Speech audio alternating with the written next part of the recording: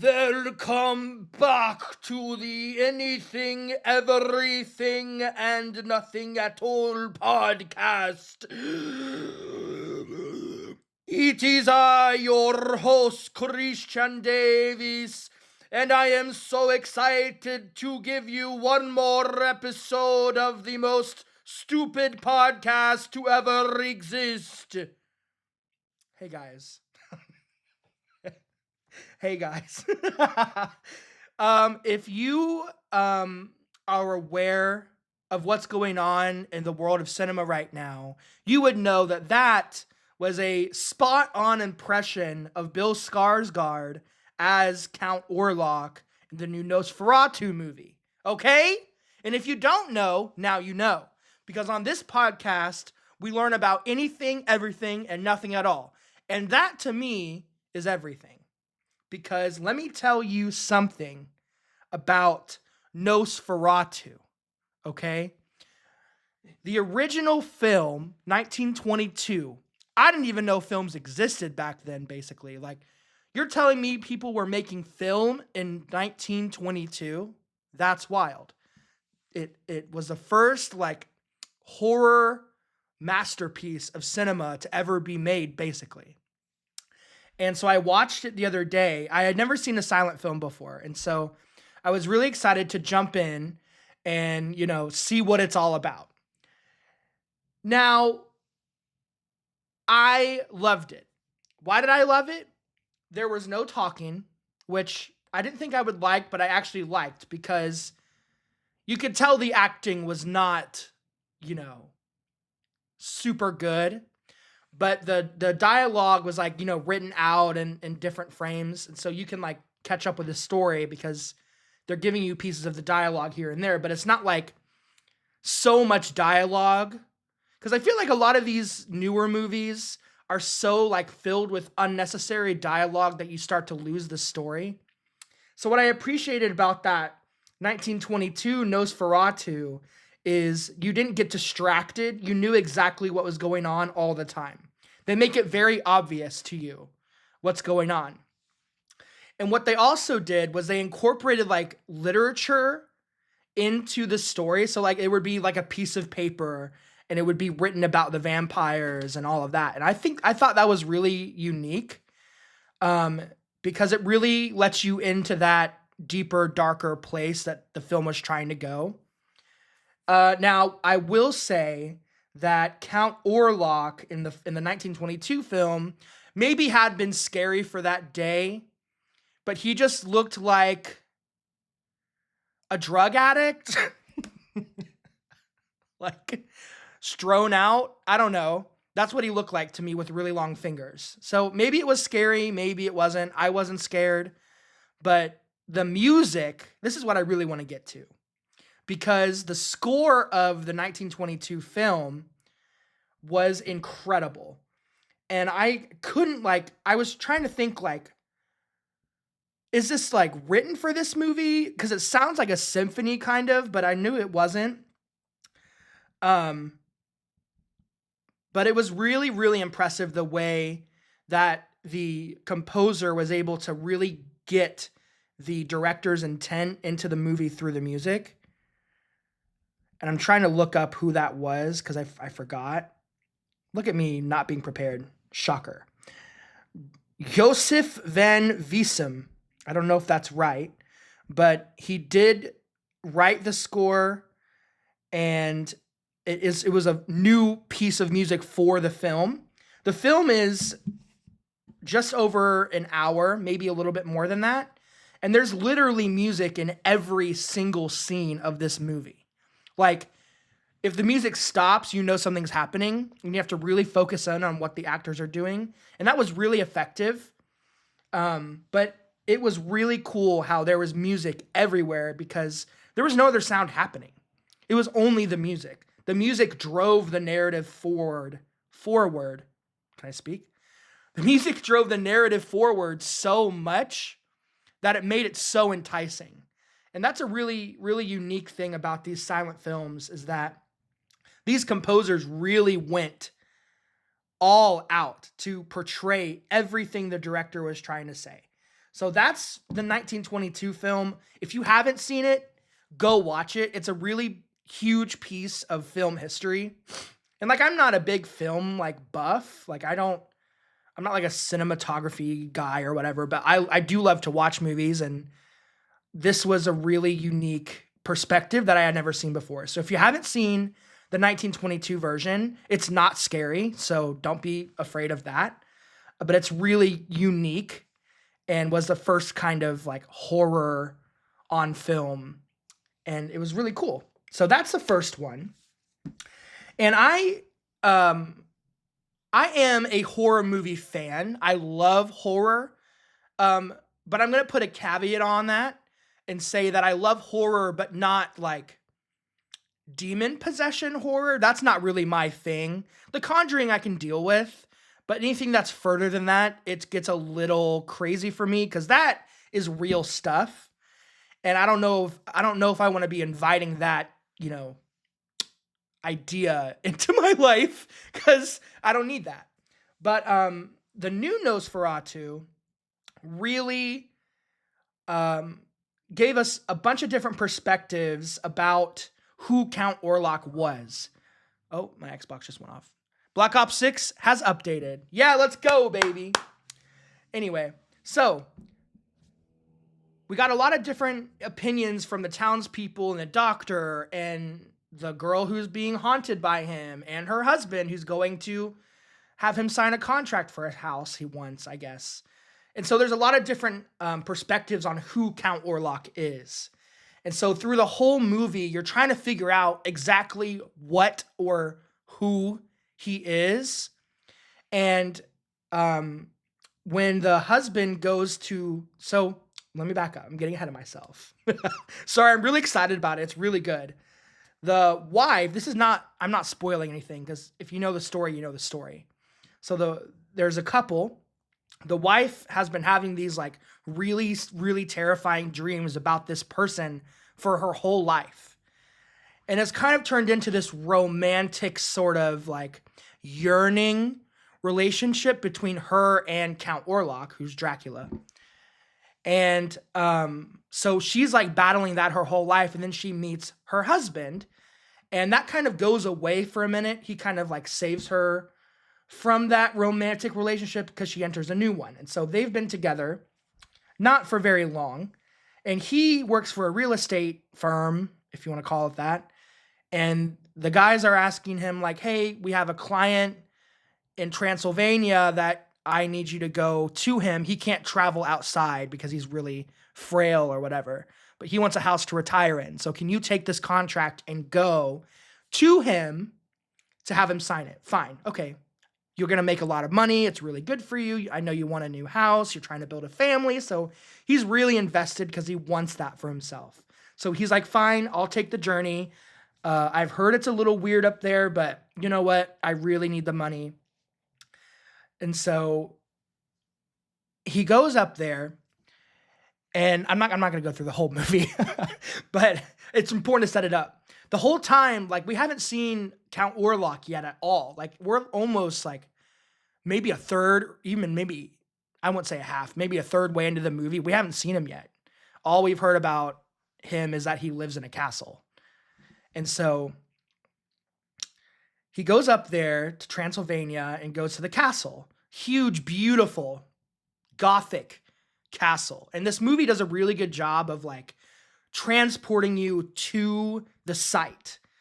We're in the 1800s and you're so immersed in that environment. And Robert Eggers is the director of this film, and he's really good at that kind of stuff, really making sure that you feel like you are there.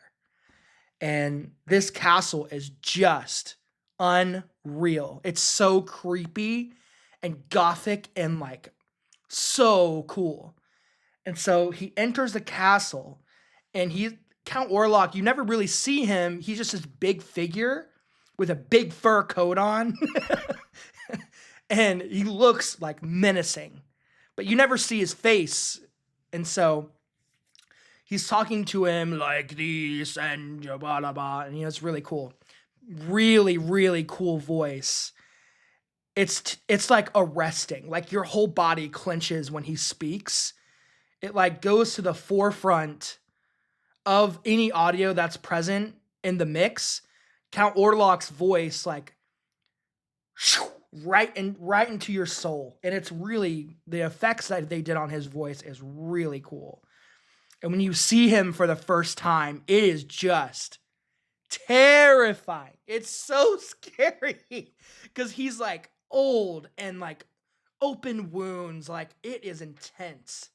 And I just had a really good time watching the movie because every time Count Orlok was on the screen, I was dialed in. I was locked in. It was so cool. So I really liked the movie.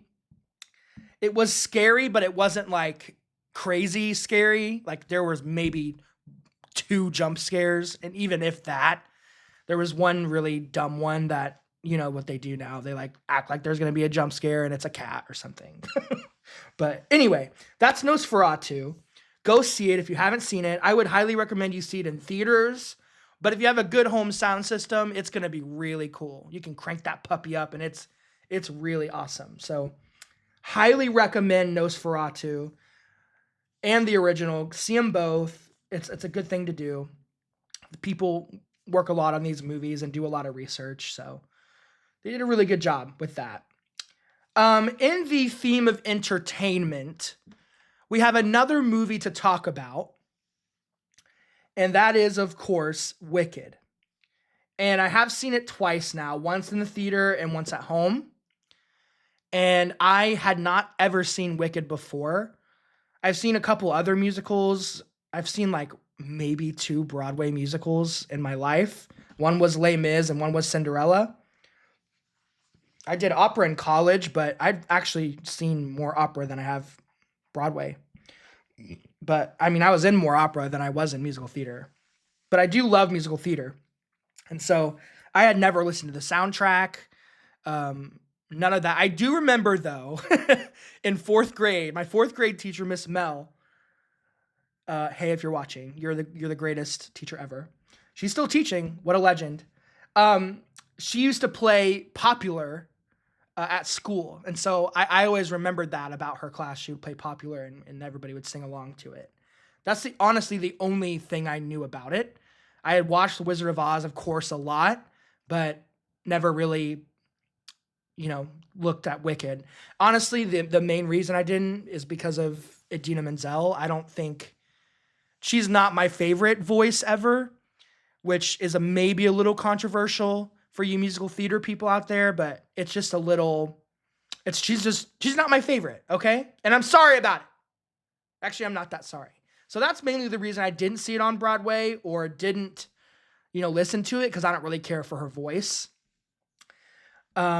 So I was really excited to see the movie because, of course, Cynthia Erivo. I mean, are you kidding?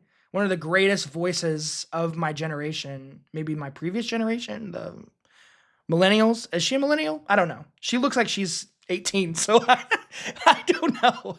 I can look it up, but I don't really care that much. But she's amazing. Her vocals are incredible. And I knew that going in. Of course, Ariana, I mean, same for her. She's a legend in her own right. But I was excited to see her do something other than pop. And so I went into Wicked really, really excited. The trailers looked amazing. And I will say that I had a really, really great time in Wicked.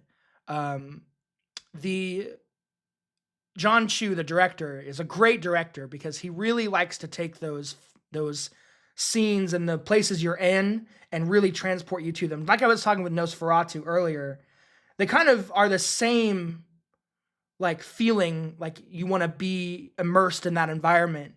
And Wicked did such a great job with immersing you into that environment, making you see the sights and hear the sounds.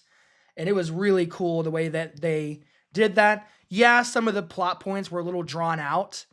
But overall, I mean, the music is so good. I don't know if it's not the most memorable Broadway music ever. But like you go away singing like Popular and Defying Gravity, like, yeah, but I don't know. They're just not as memorable to me as some other, like Lion King or stuff like that. But no, Wicked was really good. Ariana ate that up, and Cynthia ate it down, and it was so good. Wizard and I is easily the best track from that whole musical. Defying Gravity is great. Popular is good, but it was really good. Chemistry between Ariana and Cynthia were amazing, and I had a really good time watching it a second time, even. And that's really the true trademark. Like, if a movie is really good the second time, you know you're onto something really special. So I hope they get the recognition that they deserve at the Oscars for their performances, because it was really, really good. Yeah, our anything topic today is entertainment, obviously. So I wanted to talk about some shows I've been watching as well. So we got over the movies, that's fine, whatever. Now comes the true tea, okay? Because if anybody knows me, they know that I love TV shows, especially love reality TV shows. Okay? Love is Blind, new season coming out on Valentine's Day. I'm glued, I'm locked in. Everybody, batten down the hatches. It is time for another season of Love is Blind, and I cannot wait for the new season. Last season was really lame. Really lame. Nobody stayed together. It was a mess. And so, sorry if that spoiled it for anybody. But this new season, they know they need to turn things around, because nobody was happy about how that season ended. And so I'm excited to see how they turn it around. I'd love to see a couple more twists in there. Maybe some interesting casting happening, something interesting that's not just the same old type thing. So Love is Blind. It's definitely one of my favorite shows, because it's just crazy. Like, you get these people on the brink of personal ruin. Like, they have exhausted all the resources. They've tried to make something work, and they're on their last leg of love. And it's time for them to find, a person that actually wants them for them and not just how they look. Like, yeah, a lot of them are attractive. Most people on that show are attractive. And I think that's a point to make, because people are always like, yeah, they're attractive, so it doesn't matter. Why are they on the show anyway? But I think if you're an attractive person, people get with you because you're attractive, not because of how you are. And I think that's a part of it that people miss. Like, they're attractive. Why can't you just put somebody ugly on there? And like, they do. I mean, they've had people on there that are not the most beautiful. But I think it's a cool show because it really highlights, like, you need a personal connection in your relationships to make them work. And it's cool to watch that happen and watch it fizzle out and go into chaos. And yeah, that's why reality TV is fun. And the worst example of this kind of show is Married at First Sight. Because it's kind of the same. I don't know if it's the same concept. I've watched quite a few seasons. I'm on season 17 right now. And they are really going in this season. It is wild. To watch these people struggle is crazy. But Married at First Sight is crazy to me, because not only are they dating people they can't see, they're getting married to someone they've never talked to, met, or seen. And that is wild. To leave it into the hands of these experts, who I will say, they do a really good job of pairing these people up. Yes, they have differences, but at the end of the day, it's really impressive to me how they can pair people up like that. And I kind of want to go on. I kind of want to go. Like, I think I would be really into that.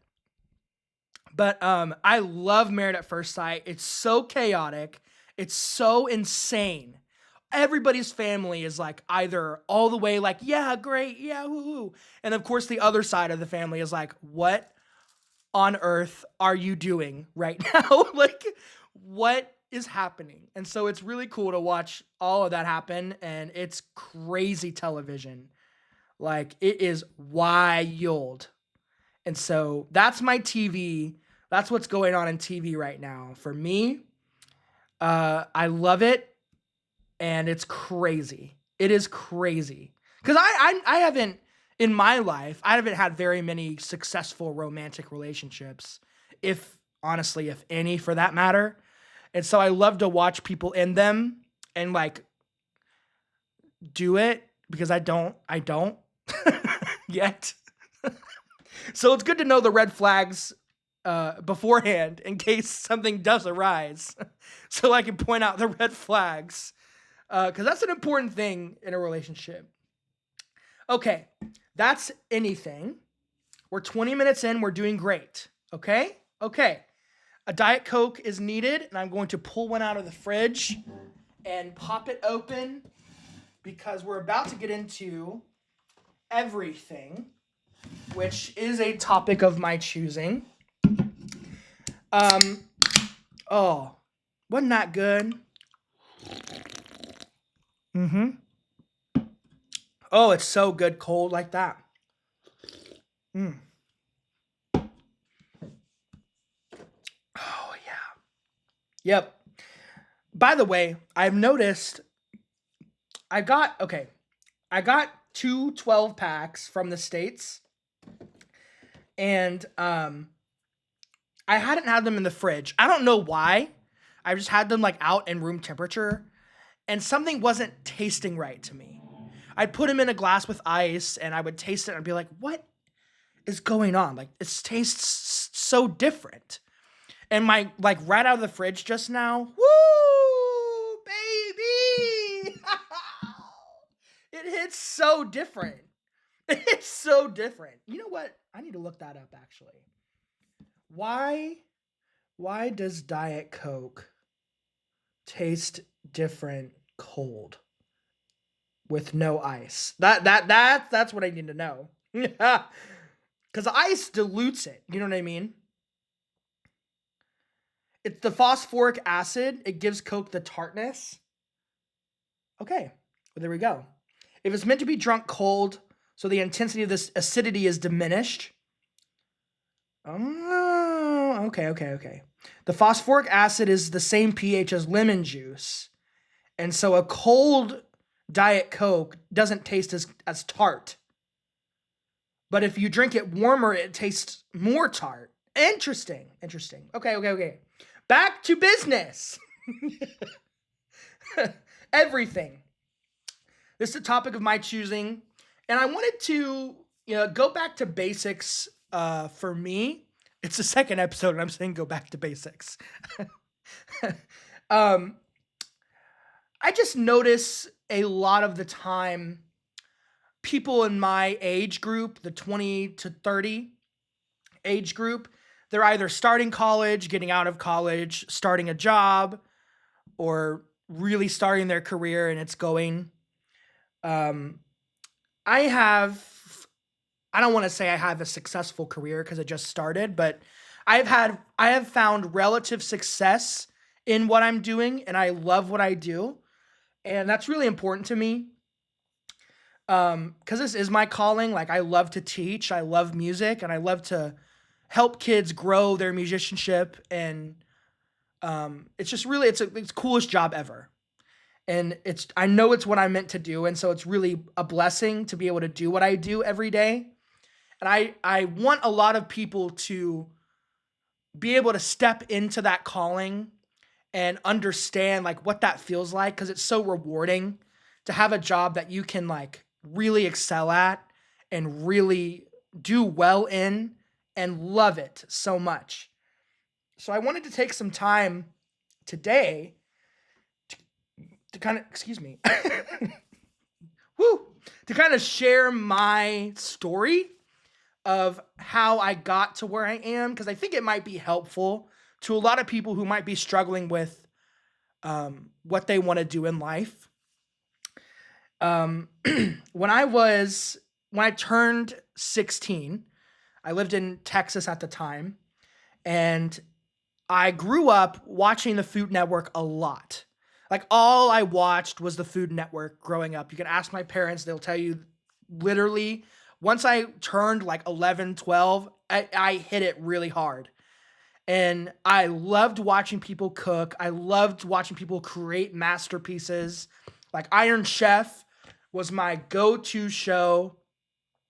Paula Dean, loved her until she said crazy things. Kind of still love her. Pioneer Woman, Bobby Flay, those sort of really great TV culinary personalities that you just latch onto because they're so good at it, and it looks like they're having so much fun. And so I grew up watching the Food Network a lot. My mom cooked, but both my parents had jobs, and so it wasn't like my mom wasn't home all the time. My dad wasn't home all the time. So we ate a lot of like fast food. Not I don't want to say a lot of fast food, but we ate a lot of takeout. We'll say that.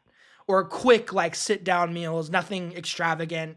We also didn't really have the money for that, but it was a pretty basic, food life for us. It was just fine. I'm not mad about it. But I always wanted that experience of eating something that was really special. And we did have that every once in a while. We would go to something really nice and sit down together and eat a really good meal. Usually when we're traveling, because we did do a lot of traveling, we'd always go to one nice meal or two while we were on the trip. That was really awesome to do. But I was interested in doing it for myself because I loved watching people do it. And so I started learning how to cook from just watching a lot of people. I never really was one to follow a recipe. I know that's kind of crazy, but like I learned how to make a grilled cheese, and then I learned how to make scrambled eggs, and then I learned how to make scrambled eggs from a different person. And then, it just goes on and on. Learned to make hash. I made a lot of hash because you just throw everything in there. But I started getting these skills and really honing them in a way that I really enjoyed. And I guess it's the artist in me that loves to create something out of other things. And I was getting really into it and creating some really cool stuff. I don't know if anybody else thought it was cool. I thought it was really cool. My family sure ate it. So there's that. And so when I turned 16, I was thinking about getting a job, and of course, in my brain, I said, well, why don't I just become a cook? I love to cook at home, and, I think it would be a cool opportunity to get my name out there and see what happens. And so literally on my 16th birthday, I was calling around to restaurants to see if they were hiring. I didn't know how to look for a job. Like, I don't know. I'm 16 years old. I literally just turned 16. So, I also just knew I wanted to work. Like I wanted to make my own money. I wanted to, get financially stable. I don't know if that's the right word, but I wanted some financial responsibility. That's the word I was looking for. And so I'm starting to call these restaurants. They're like, no, we're not hiring. We're not hiring. We're not hiring. And I called this one restaurant called Life Kitchen, and it was in Plano, which is about 30-minute drive maybe from our house. And I couldn't drive at the time. We'll go into that on a different podcast. But I couldn't drive at the time, so that was a little far away. But they were like, actually, we would love to talk to you. Can you bring in your resume and we can have an interview? And that was literally like, I think it was maybe the day after I called them and they asked me to come in for the interview. And so I came in and I told them, like, I don't have any work experience, but I love to cook. And, we just started talking about my personality and how I do in school, which I did okay in school. I didn't do fantastic. I got like A's and B's, maybe a C here or there. But they could tell that I really wanted to learn how to cook professionally. And they had me like make scrambled eggs and pancakes for them. Like they had a couple mixes in there. And so I made some pancakes. I made scrambled eggs for them. And that was kind of cool. Like I really liked how that interview went because I got to show off some of the skills I had honed, and they really liked what I served. It was literally scrambled eggs and pancakes, but like it was good. It wasn't like, bad scrambled eggs because you can mess up some scrambled eggs. Most people do. And so I got the job. I was so excited. Like I was thrilled to start this job. It was far away, but my dad like drove me back and forth because he got off school and then he could take me to my job and then pick me up, which is crazy. Thanks, Dad, by the way. Huge, huge shout out to you. And so I was there for, oh gosh, 2 years, maybe three. I'm trying to think. It had to be 2 years because I was 18 by then. So I worked there for about 2 years, maybe a little less, I'm not sure. And I worked front of house, I worked the cashier, it was like a fast casual kind of healthy place, which is cool because I'm not really a healthy eater. So that was like my first healthy food kind of situation.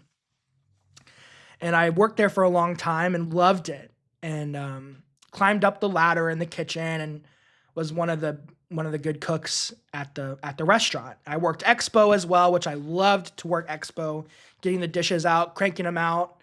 And it was a really, really good first job. It taught me a lot about responsibility and hard work. And they paid me okay. I mean, I was 16. I didn't care how much it was. I think I got maybe minimum wage, maybe $8 when I got promoted one time, but I was just having a good time. And that first job really set me up for success down the line. After the restaurant did end up closing, unfortunately. The business wasn't doing too well, but they did end up closing, and I did have to find another job. So I worked at a different restaurant called the Biscuit Bar in kind of in the same Plano-ish area. It's like between Frisco and Plano. And that was okay. It was not my favorite. It was very much so like fast food, Southern like biscuits and gravy type of deal. Not my favorite at all. I quit there pretty quickly. And then after that, I worked in a movie theater, like a high-end movie theater that served food. And so that was the most professional kitchen that I had been a part of before. And I know it doesn't seem like it would be a big deal, but like it was ran very professionally. We had 3 actual chefs on staff, and they kind of took me under their wing. And unfortunately, one of them, Steven, passed away a couple of months ago, which is really sad. He was great, a great mentor for me in the culinary world. So my heart goes out to his family, and it's really sad to see somebody like that in your life that gave you so much knowledge, and we had a lot of fun. So it was sad to see him go, but I Pick Theaters was where I was, and I learned a lot about fine dining. It's hard for me to call it fine dining because it wasn't, but in a sense it was.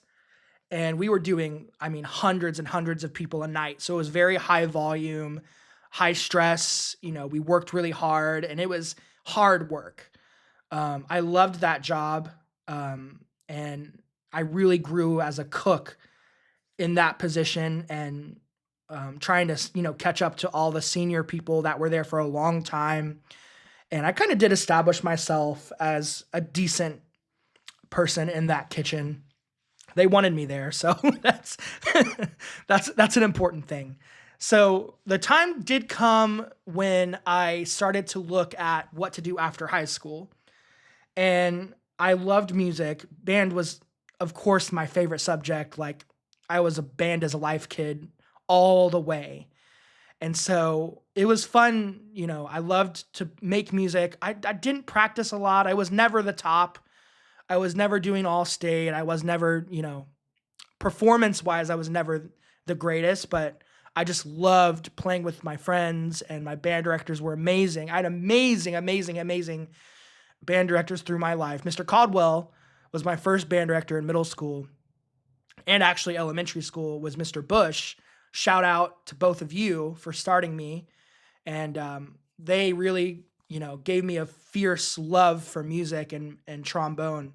Mr. Bush was my elementary band director, and Mr. Caldwell was also, I don't really remember how that all shook out. It's a little bit of a blur, but Mr. Caldwell was my middle school band director and really inspired in me a deep love for music. And my dad, of course, was a worship pastor and musician himself.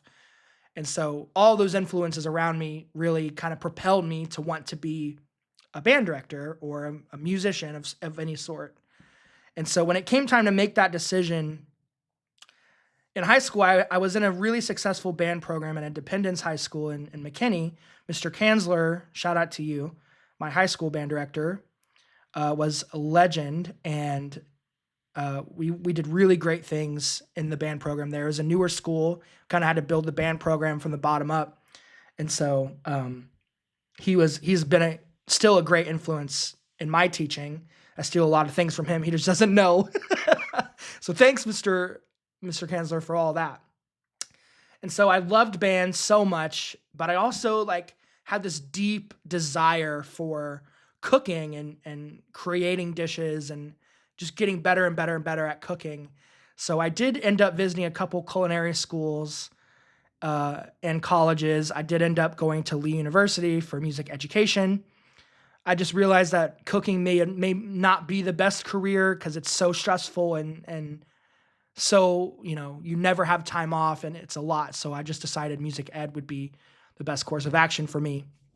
So that's kind of how my journey went before college.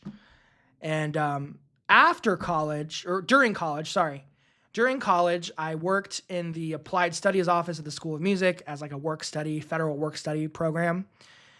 And that was great. I mean, just something to do.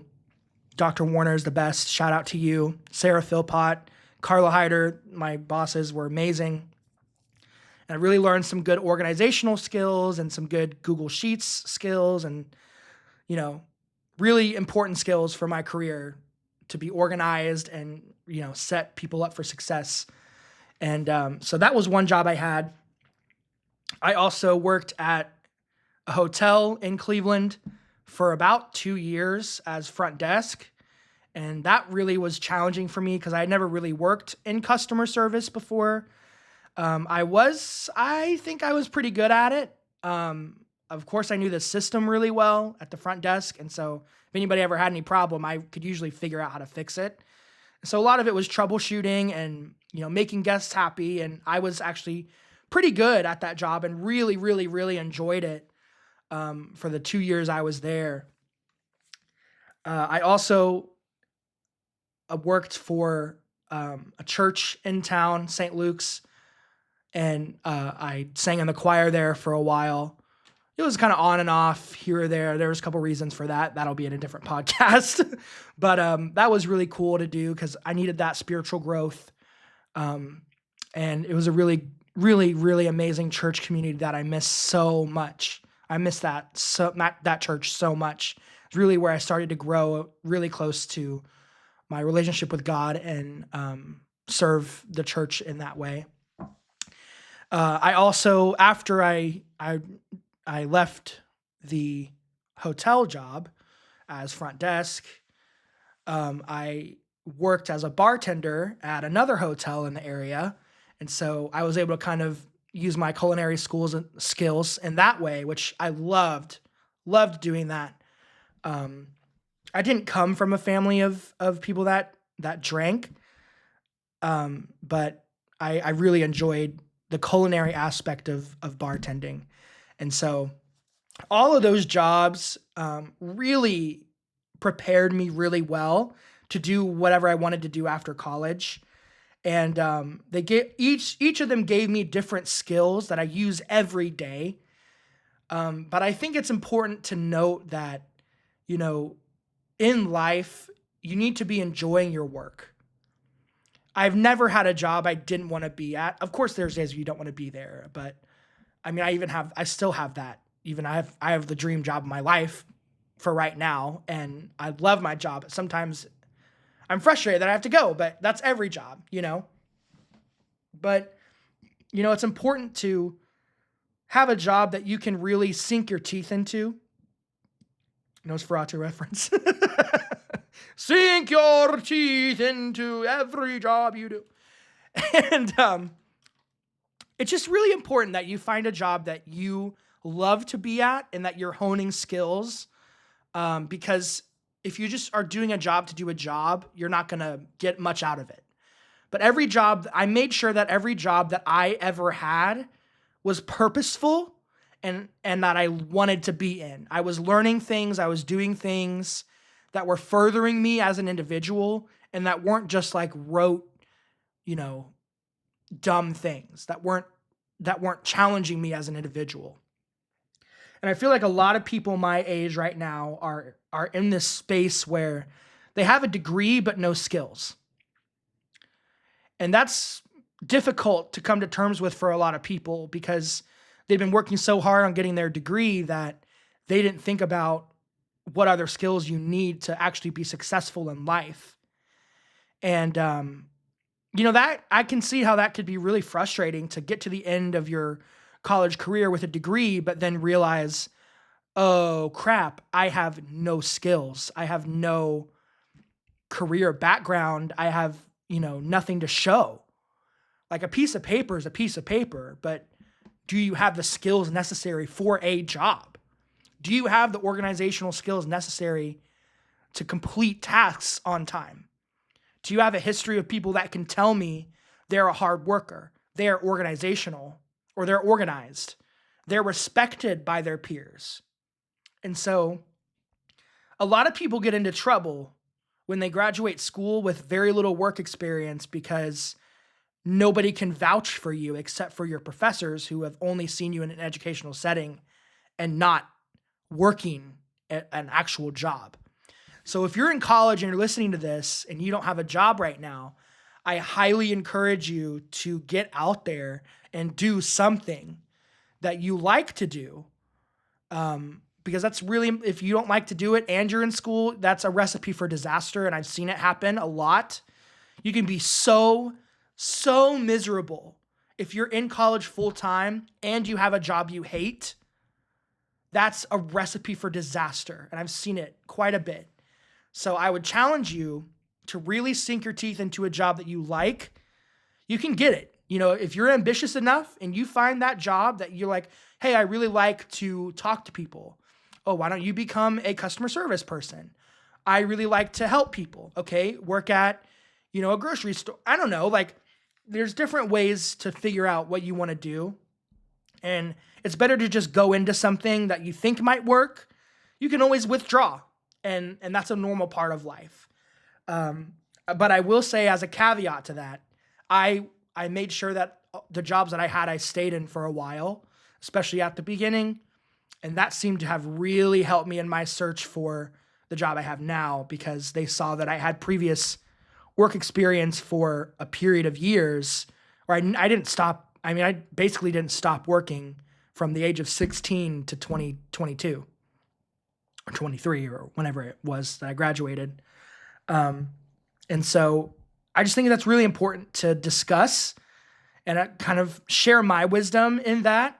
Because I see a lot of people really struggling in the world right now, trying to do what they got their degree for, and they just can't get their foot in the door. And so I would say the best thing that I ever did was I did jobs I wanted to be at, and I did jobs that builded up my skills as a person and skills that related to my field. Like being a band director is a lot about organization and time management. And I learned all of those skills from all of the jobs I had hugely. I mean, if I didn't have those jobs, I would probably not be a very good band director because that's where a lot of teachers fall off is the organizational part of it. I'm not the most organized person ever, don't get me wrong, but I at least can organize my thoughts. I can organize things I need to organize well so that I can work from that space. So, get a job you love, get a job you can build skills in, and then later on, when you've gotten that skill, your career is going to be even brighter. It's going to be even easier. And so that's everything, at least the everything segment. Okay. It's a little bit serious this time, but I think it's important for people to, especially in the winter season that we're in, people are gearing up to graduate and stuff. So I want to just kind of put that out there in the world. If anybody cares, I don't know. But yeah, that's my experience. And I think it's important to share your experiences with other people. Now, Diet Coke break.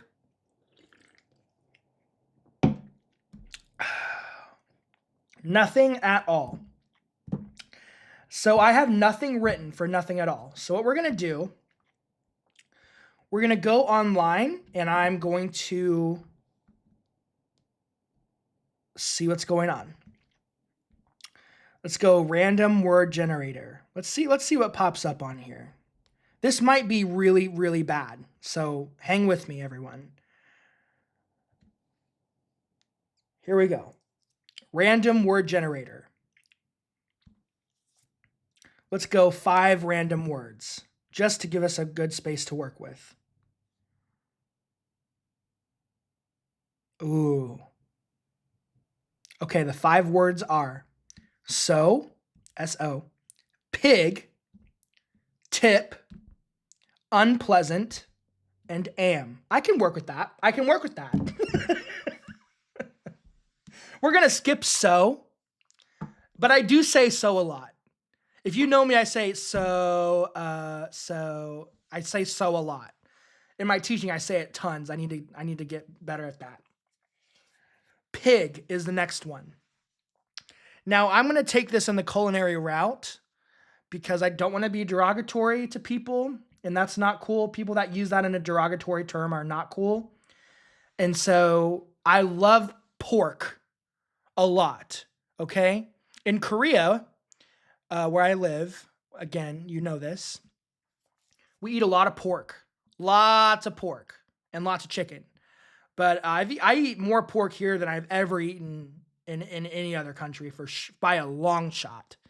And I love pork because it's got that fatty, it's got that meaty, it's got, some really cool, you can really impart some really fun flavors into pork, especially when you get into the Latin American region of the world. They just really know how to do pork really well. I'm actually going to be making some pork meatballs tonight with some Thai red curry sauce. And I'm really excited about it. By the way, I got this app called Zest. And this is not a sponsored video, but if they want to sponsor me, hey, I'm talking about you. Zest is an app that quizzes you on your culinary skill level. It's mostly for people with very little culinary skill, by the way. But I decided to try it out because it's hard to cook for one person because I'm used to cooking for multiple people at the same time. And it gives you a lot of really, really cool recipes from a lot different parts of the world. And they can be made for one person. So tonight, I'm trying their coconut curry meatballs. And they use ground pork in them. And so I'm really excited about that. And it looks like a really, really, really cool app for people that don't cook very much. Because you kind of progress in levels as you make dishes, you progress. And that might be cool for people that need that sort of competitive element. Now, I will say about this recipe, it's pretty simple, which I love. Sometimes the best recipes are simple. It does call for cilantro. And it's very hard to get cilantro in Korea. Koreans typically are very against cilantro. They have that kind of gene where it's like soapy to them. I don't want to generalize them, but for a large majority of Koreans, it's not a great herb for them to taste. So I couldn't find cilantro, which is really troubling because I love cilantro.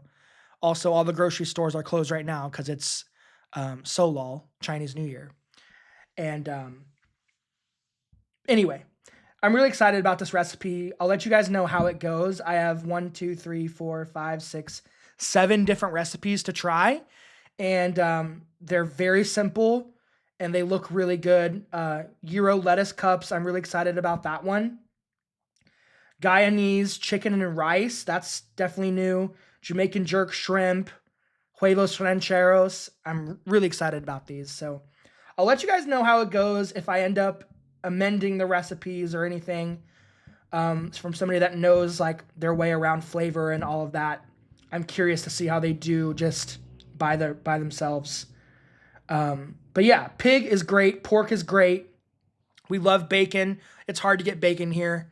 They have some, but it's not, it's not what we get in the States, which is frustrating because they eat pork so much. You would think they would have good bacon, but it's just not really a reality.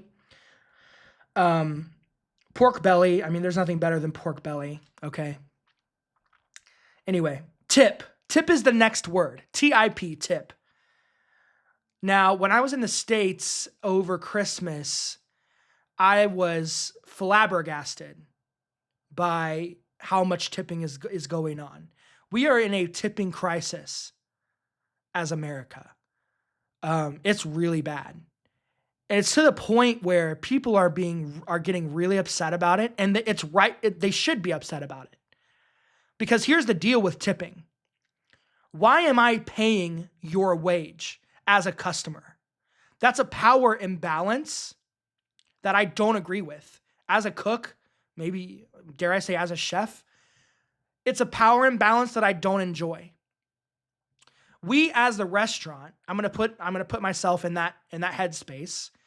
We as a restaurant are serving our customers.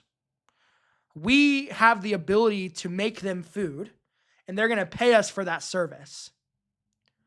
So for me as a cook, I'm thinking, they're paying for a service, we're gonna provide that service. But it's not that right now. It's actually the customer comes in, they purchase a meal for a set cost, which is fine.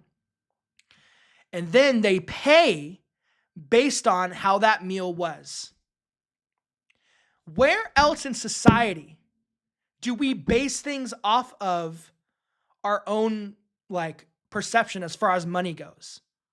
If you go to a car mechanic, your engine is acting weird. You go to a car mechanic, they run a diagnostic, they fix the problem, and you pay them for their service. If they mess it up, you still have to pay them. But you don't get to be like, actually, I didn't like how you spoke to me, so I'm going to take away $50 from that. No! That's not how life works!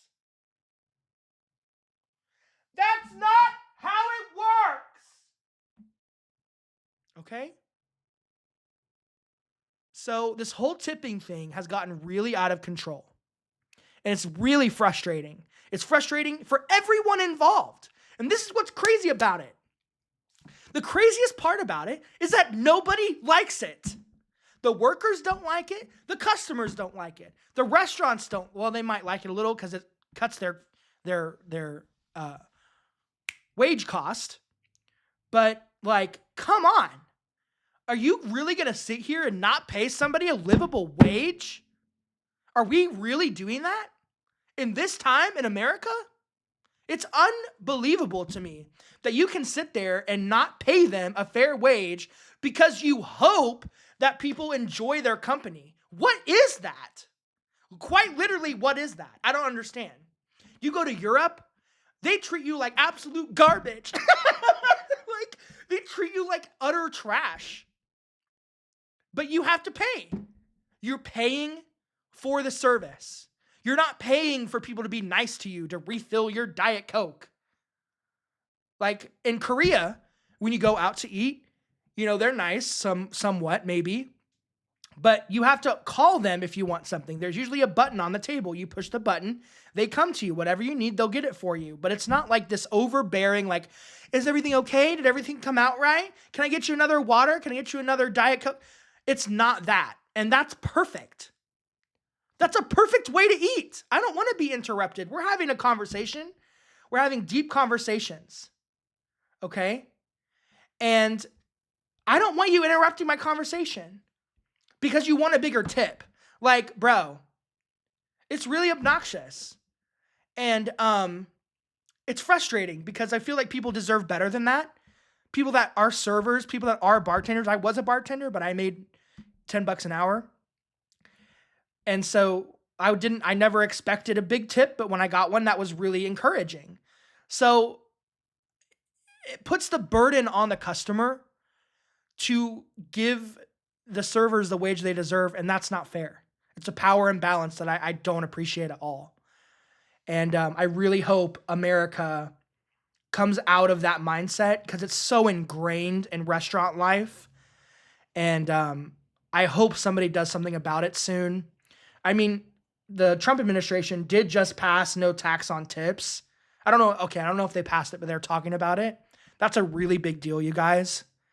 Whether you like Donald Trump or not, that's huge for restaurant workers because they get taxed on their tips.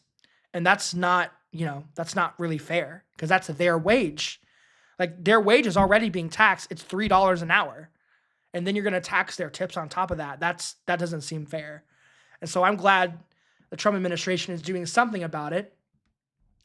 And I think tipping culture needs to really have a pause in life because it's absolutely out of hand. No Starbucks baristas, you don't need a tip. And I'm sorry about it. I'm sorry about it. You don't need tipped. You don't. You make a perfectly fine wage for the job that you do. And if you disagree, that's fine. But these jobs where you don't get paid very much, like that is what it is. You have to work those jobs to get better jobs. That's called having a job. I don't know. Having a career. I didn't always make a lot of money, but as I got better at my craft, I got better jobs that paid more. So anyway, that's, you know what? I'm going to stop it there. That'll be good for me today. I think that's good for us, team. Really good second episode. Thank you for joining me on Anything, Everything, and Nothing at All. And tip your waitresses until you don't have to anymore. See you later.